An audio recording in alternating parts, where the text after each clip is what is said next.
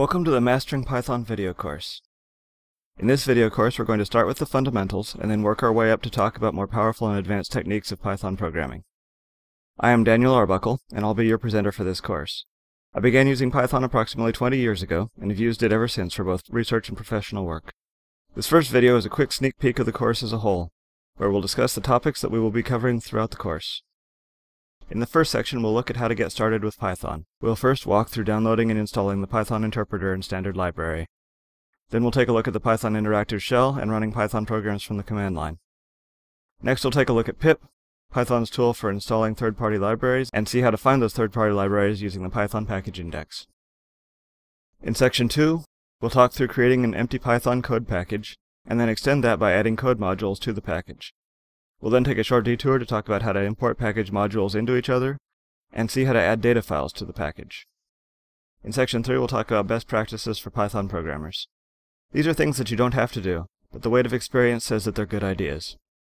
Here, we'll talk about Python's widely accepted code formatting standard, we'll see about using version control, virtual environments for developing code, and how to format inline documentation and integrate that documentation with testing. In section 4, we'll put the theory on the back burner and cover the practicalities of creating a command line program. Here we'll talk about turning a package into a program, handling command line arguments, interacting with the program's user, how to start other programs from within our Python code, and finally how to start our program from a graphical user interface. In section 5, we move on to more advanced topics. We're going to take a look at how to run our code across multiple CPUs or CPU cores. We'll examine the concurrent.futures package in the Python standard library, which provides a simplified high-level interface for launching and working with background worker processes. And then we'll look at the multiprocessing package, which provides a lower-level interface to multiprocess programming.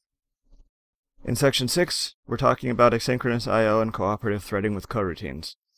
We'll explain the difference between cooperative multithreading and multiprocess programming, then look at Python's built-in async I/O package, async I/O's feature class specifically, how to force synchronization back into existence in those places where it's really needed, and finally, we'll look at using the tools we've covered in the prior videos to communicate across the network.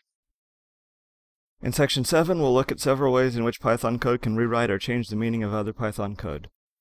We'll look at function decorators, function annotations, class decorators, metaclasses, context managers, and descriptors. We'll wrap up with section 8, in which we'll be looking at how to construct a suite of unit tests for our software. We'll talk about the principles of unit testing, using Python's built-in unit test package, and using unit test's mock module to help control our test environment. Then we'll talk about unit test's test discovery tool, and wrap up with a discussion of Nose, a third-party tool that adds a range of useful testing utilities. The videos in this course are organized more or less in order from fundamental to complex. They're not tightly bound to that order though, so feel free to skip around if you wish. This course is divided into two major parts. For the first several sections, there's nothing you need except an interest in the topic. We'll cover basics that will help you get started. The later sections are more advanced. At a minimum, you should be comfortable with the content of the basic sections before tackling the advanced ones. And even so, practice and experience with Python will be helpful. Join me in the next video where we'll be downloading and installing Python.